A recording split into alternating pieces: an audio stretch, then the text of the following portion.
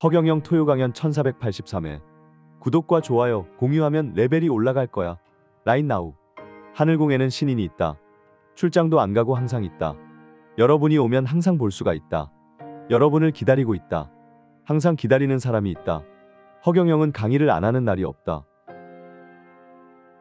허경영은 옛날에 여의도 순복음교회를 만드신 조용기 목사님과 찍은 사진이 있다. 옛날에 봉사한 것이 엄청 많은데 그 사진이나 기록이 많이 사라졌다. 젊은 시절 이야기다. 허경영은 40대 때 대한불교종단 총연합으로 주최되는 100만 불자가 모인 여의도 행사장에서 단상 위에 스리랑카 종정 찬타란타와 강석주 조계종 총무원장 스님, 일본 불교정정 대표 등과 같이 서 있었다. 허경영은 군사정권 때 경제 정의를 살리자는 시위 활동을 했었다. 이 당시 김근태 의원 등등 수많은 사람과 함께했다. 허경영은 불교, 기독교, 경제 등 모든 것을 아우르고 있었다. 허경영이 나타나면 모든 종파가 끝났다는 것이다. 허경영은 불교, 기독교와 관련된 사진이 많다. 직접 홍보도 많이 해줬다. 그래서 종교와 관련된 사진들이 많이 있다. 그래서 봉사도 많이 했다.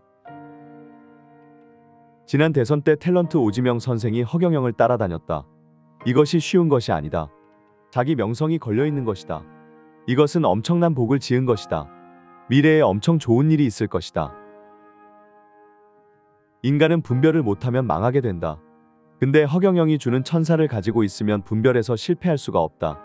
이것은 인간의 지식으로 알 수 없는 영적인 것이다. 허경영은 대선 후보로서 김영삼 전 대통령 분향소에 다른 대선 후보들과 같이 분향을 했다.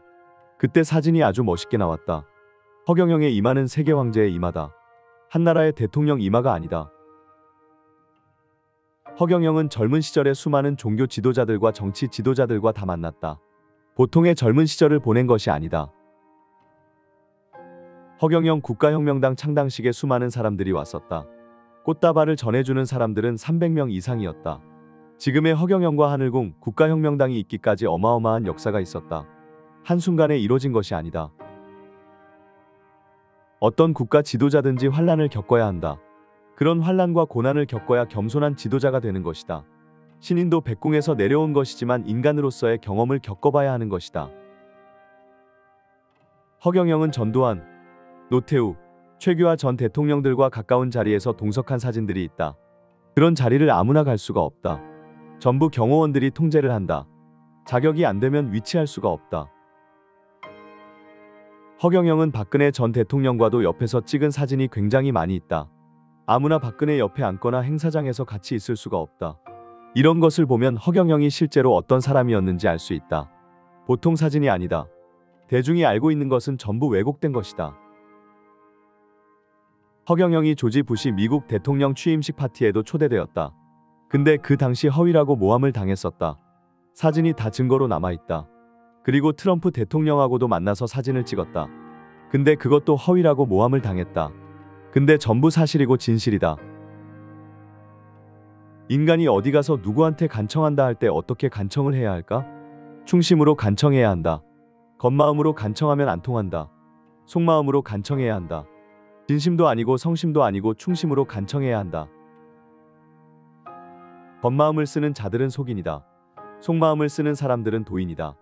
본마음은 신인의 마음이다. 이 신인의 마음도 여러분이 마음에 가지고 있다. 똑같은 것을 보고 똑같을 것을 말해도 인간의 마음이 다 다르기 때문에 다 다르게 보이고 느껴진다. 인간의 겉마음은 수도를 거쳐야 되고 그러면 속마음, 전생, 잠재의식이 되고 그 다음에 성통광명이다. 광명과 통해 있는 마음이 본마음이다. 대학을 3개로 축소하면 첫째, 명명지덕은 밝게 살기 위해서 추구하는 것이다. 둘째, 친민상생은 사람들과 백성과 교제하고 친해야 한다는 것이다. 셋째, 지어지선이다. 이것은 지고지선이고 최고의 선을 추구하는 것이다. 신인이 어떤 마음을 먹으면 하늘이 움직인다. 생각만 해도 현실이 되어버린다.